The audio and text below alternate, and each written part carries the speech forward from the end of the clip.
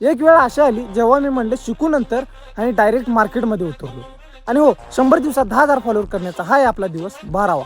1000पेक्षा जास्त व्हिडिओ बघितल्यानंतर मला वाटलं याच्या आईला एवढं नॉलेज घेऊन आपण काहीच फायद्याचं नाही, जवळ एक्सपिरियन्स येत नाही. त्यामुळे मला वाटलं मनातून की बाबा एकदा सुरू करायला पाहिजे आपण, काय होईल ती पुढं बघूयाचं.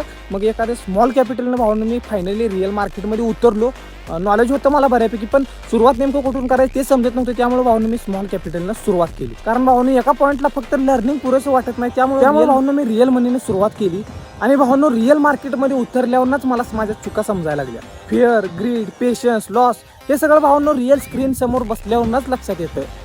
बाकीचे असे 1000पेक्षा जास्त व्हिडिओ वगैरे काय तुम्ही किती व्हिडिओ बघितले, काय किती जरी शिकला तरी जोपर्यंत तुम्ही रिअल मनीने स्टार्ट करत नाही तोपर्यंत तुम्हाला भावनं एक्सपिरियन्स येणार नाही. माझं पर्सनल मत एवढंच आहे की भावनं स्वतः लर्निंग करा, स्वतः एक्सपिरियन्स करा. कारण मार्केट भावनं प्रत्येकाला वेगळं शिकवतं. बाकी 100 दिवसानंतर आपण कुठे असू ते बघूयाच.